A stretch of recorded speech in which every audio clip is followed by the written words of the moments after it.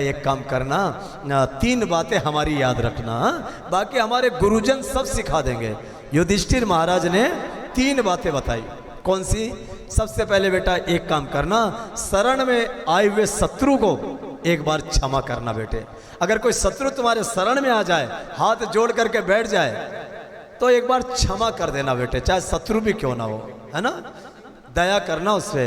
दया धर्म का मूल है, पाप मूल अभिमान। तुलसी दया न छोड़िए, जब तक घट में प्राण। तो एक बार क्षमा करना बेटे। और दूसरी बात, अतिथि घर की शोभा होती है बेटे। अतिथि का स्वागत करना। घर में अतिथि आ जाए, हमारी संस्कृति कहती है अतिथि देव भव, देवता के समान है अतिथि। हमारे घर अगर कोई मेहमान आ जाए, समझ जाना बंधु, बड़े प्रसन्नता के साथ उसकी सेवा करिए आप। जो चीज़ आप नहीं उपयोग कर रहे हैं, ऐसा नहीं कि अतिथि आए और जो हम अच्छा अच्छा खा रहे हैं अतिथि को कुछ भी दे दो और निकाल दो, ऐसा कभी मत करना। आपने भले ही पालक पनीर नहीं खाई पर उनको दीजिए, आपने भले ही ढोकले नहीं खाए पर उनको खिलाओ, आपने भले ही फाफड़े नहीं खाए पर उनको दो, आपने भले गुलाब जामुन नहीं खाए पर उनको दीजिए। कुछ नहीं तो बालूशाही तो दे ही दो, है ना। और नहीं है तो फिर बेसन की बर्फी तो चलेगी। तो अतिथि घर की शोभा होती बेटे, चाहे घर कितना बड़ा भी हो, लेकिन अतिथि देव भव, यह हमारी संस्कृति है। अतिथियों का स्वागत होना चाहिए, भरपूर स्वागत करिए। क्यों?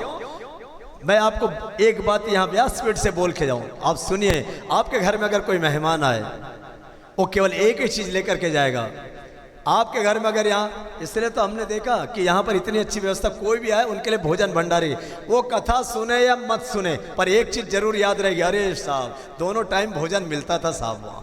हाँ, जो आएंगे ना वो ये कह के जाएंगे, अरे साहब क्या बढ़िया व्यवस्था थी। कथा कितनी दिमाग में रही ये पता नहीं है।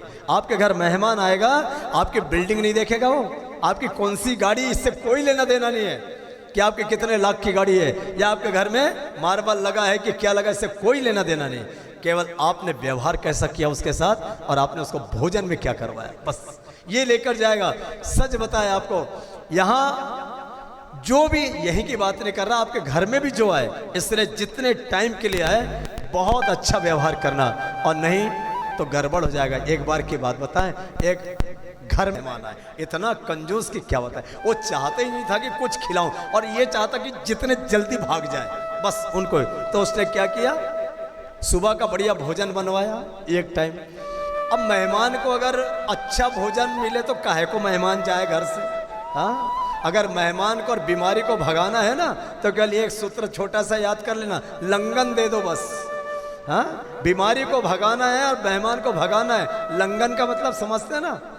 हाँ, भोजन दो ही मत, उपवास करो उपवास।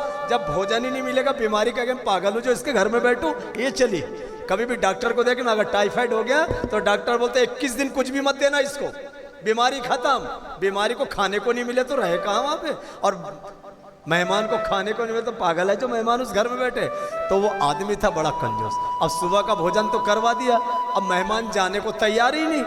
उसने सोचा अब क्या करें, तो अपने बेटे से और अपनी पत्नी से पहले ही बोल दिया, सुनो शाम को अगर मेहमान रुकते हैं तो बेटा एक काम करना, जब हम मेहमान के साथ बैठेंगे बातचीत करेंगे, उसी समय तुम हमसे पूछने आना कि शाम को भोजन में क्या बनाए, उसी समय आना बेटा।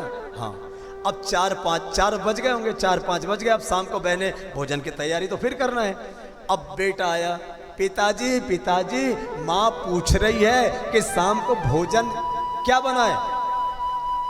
तो पिताजी एकदम खड़े हुए झनझनाते हुए, शर्म नहीं आती तुम्हारी माँ को, हम राक्षस है, सुबह सुबह खाया, अब भी खाया तुमने, अरे 12 बजे तो भोजन किया, क्या दिन भर भोजन ही करेंगे, क्या मैं राक्षस दिख रहा हूँ तुम्हें। हाँ, दिन भर भोजन बनाएंगे, अगर पूछना तो मेहमान से पूछ लो। मेहमान ने सोचा अगर मैंने कुछ बोला तो कोई मैं राक्षस हूँ क्या, हाँ मेरे को राक्षस समझेंगे। मेहमान बोले मुझे भी कुछ नहीं कहा, हाँ बोल दे माँ को।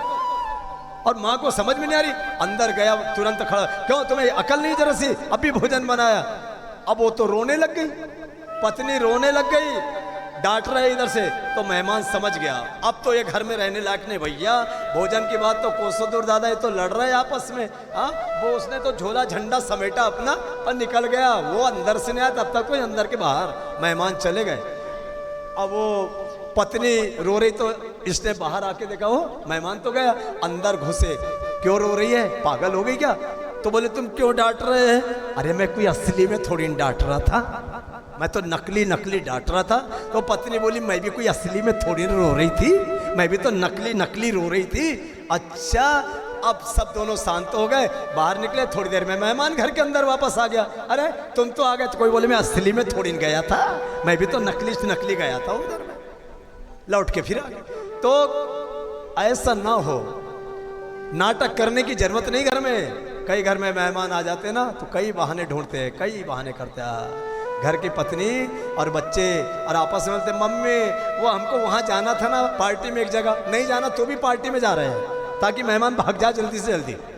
ऐसा काम मत करो। यह संसार में और सबसे मिलिए ठाए, ना जाने किस रूप में नारायण मिल जाए, ना जाने किस रूप में भगवान तुम्हारे घर आ जाए। इसलिए प्रयास करो, अतिथि देवो भव, सत्कार करते रहिए, अतिथियों का स्वागत करिए। संतों की महिमा अपरंपार है, और चाहे कोई भी घर में आए, ये आपको संत के माध्यम से पता चल गया कि अतिथि देवता के समान है। ये ज्ञान कहां से आया? संतों के द्वारा। और तीसरी बात बेटा ध्यान रखना, आंख बंद हो इससे पहले अपने गुनाहों की क्षमा याचना कर लेना।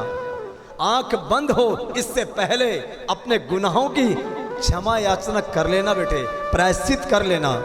जो भी गुनाह तुमने जीवन में किए हैं उसके लिए पहले प्रायश्चित कर लीजिए। प्रायश्चित कैसा करोगे आप?